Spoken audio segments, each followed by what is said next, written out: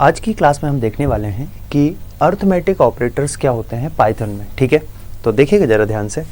Arithmetic operators में सबसे पहले जो अर्थमेटिक ऑपरेटर हैं वो कौन कौन से होते हैं आपके? Addition, subtraction, multiplication, division, floor division, modulus और ये होता है आपका एक्सपोनेंट। हमारे अर्थमेटिक ऑपरेटर्स कौन कौन से होते हैं आपके? ये addition, subtraction, multiplication, division, floor division बोलते हैं इसको, ये मॉडुलस है और इसको क्या बोलते हैं? एक्सपोनेंट। डबल स्टार का जो साइन है इसको क्या बोलते हैं? एक्सपोनेंट बोलते हैं। ये हमारा क्या होता है? ऐड करने के लिए यूज होता है। दो वैल्यूज या दो से ज़्यादा वैल्यूज को अगर हमें क्या करना है? एडिशन करना है उनका, तो हम यूज़ करते हैं ऐड। दूसरा है हमारा सब्ट्रैक्ट, दो वैल्यू को अगर सब्ट्रैक्ट करना है। मल्टीप्लाई के लिए हमारे मल्टीप्लाई दिया स्टार, ये होता है हमारा डिवीजन, इसको डिवीजन बोलते हैं। डबल स्लैश जो दिया हुआ है इसको हम बोलते हैं फ्लोर डिवाइड। क्या बोलते हैं? Floor divide. अभी डिस्कस करते हैं क्या होता है फ्लोर डिवाइड। फ्लोर डिवीजन बोलते हैं या फ्लोर डिवाइड बोलते हैं। ये हमारा मॉडुलस होता है, जो परसेंट का साइन है उसको क्या बोलते हैं? मॉडुलस बोलते हैं और इसको बोलते हैं एक्सपोनेंट। क्या बोलते हैं?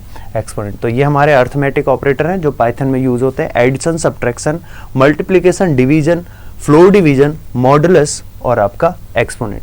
तो चलिए स्टार्ट करते हैं कैसे इनको हम यूज़ करते हैं और क्या होती है इनकी प्रेसिडेंस और क्या इनकी एसोसिएटिविटी होती है। चलिए, तो सबसे पहले बात करते हैं कि ये जो अर्थमेटिक ऑपरेटर्स होते हैं अगर एक से ज़्यादा आ जाए तब हम पहले किसको सॉल्व करते हैं। तो देखिएगा ज़रा, सबसे ज़्यादा प्रेसिडेंस यानी प्रायिकता अगर हम बोलें तो वो सबसे ज़्यादा जो हाई होती है पाइथन में वो होती है पैरेंथेसिस की। ये जो स्मॉल ब्रैकेट होते हैं पाइथन में इनको पैरेंथेसिस बोलते हैं। तो सबसे ज़्यादा हाईएस्ट प्रेसिडेंस जो होता है किसी भी एक्सप्रेशन में वो किसका होता है? पैरेंथेसिस का। पैरेंथेसिस के बाद जो एक्सपोनेंट होता है, क्या होता है? एक्सपोनेंट, इसका प्रेसिडेंस होता है।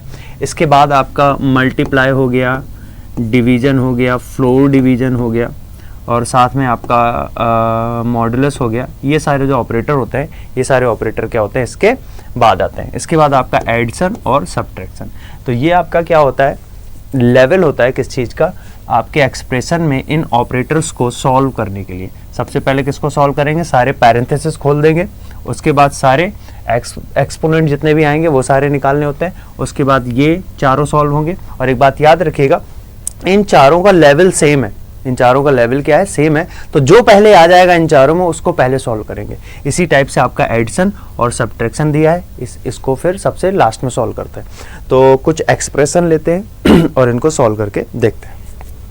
चलिए, तो मान लेते हैं यहाँ पर हमारे पास कोई एक एक्सप्रेशन दिया है हमें 20 multiply by 3 divide by 3 plus 30 minus 5, ऐसा कुछ हमें एक्सप्रेशन इस टाइप का दिया हुआ है। ठीक है, और हमसे बोला गया है इसका रिजल्ट क्या होगा। तो देखिएगा ज़रा ध्यान से, सबसे पहले जो सॉल्व होंगे वो क्या होंगे आपके? अब यहाँ पर पैरेंथेसिस तो दिया नहीं है। अगर यहाँ पर पैरेंथेसिस दिया होता, मान लेते हैं हमें ऐसा पैरेंथेसिस भी दिया हुआ है, तो सबसे पहले क्या सॉल्व होता है? आपका पैरेंथेसिस सॉल्व होता। तो चलिए इसको ही एक्सप्रेशन मान लेते हैं, इसको ही सॉल्व करते हैं। सबसे पहले क्या सॉल्व होगा? 30 माइनस 5, यानी यहाँ पर क्या हो जाएगा? 25। इसको अगर हम सॉल्व कर देंगे तो यहाँ पर क्या आ जाएगा? 25। इसके बाद बाकी का एज इट इज हो गया, डिवाइड बाई 3। तो अब हमारा एक्सप्रेशन क्या हो गया? ये हो गया। इसको हमें सॉल्व करना है। तो देखिएगा जरा ध्यान से, 20 का मल्टीप्लाई होगा 3 से, कितना हो जाएगा ये पूरा? 60 डिवाइड बाई 3 प्लस 25। 60 को हमने 3 से डिवाइड किया तो कितना आ गया? 20.0।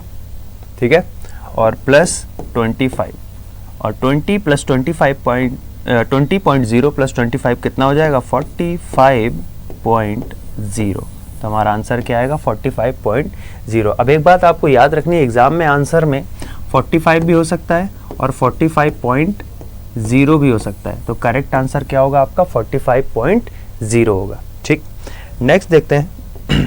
अगर कभी आपको एक्सपोनेंट दिए जाते हैं, ऑपरेटर्स जो दिए हैं उनमें से एक्सपोनेंट ऑपरेटर अगर आपको दिया जाता है और एक से ज़्यादा दिए जा रहे हैं, तब क्या करेंगे? मान लेते हैं 1 की पावर 2 की पावर 3, ऐसा कुछ दिया है आपको, 1 की पावर 2 की पावर 3। तो दो एक्सपोनेंट आ गए। तो हमेशा याद रखिएगा जो एक्सपोनेंट होते हैं, एक्सपोनेंट में जो जिनका जो एसोसिएटिविटी होती है वो राइट टू लेफ्ट होती है, यानी सबसे पहले राइट वाले खुलेंगे फिर लेफ्ट वाले खुलेंगे। तो राइट की बात करें तो सबसे पहले किसको सॉल्व करना है, 2 की पावर 3। 2 की पावर 3 की वैल्यू कितनी होती है 8, तो ये क्या बन गया 1 की पावर 8, और हमें पता है 1 की कितनी भी पावर हो जाए रिजल्ट कितना होता है 1 होता है, तो इसका आंसर कितना आएगा 1। ठीक है, तो इस टाइप से ये आपका क्या होगा, इसको इस तरीके से क्या करते हैं सॉल्व करते हैं।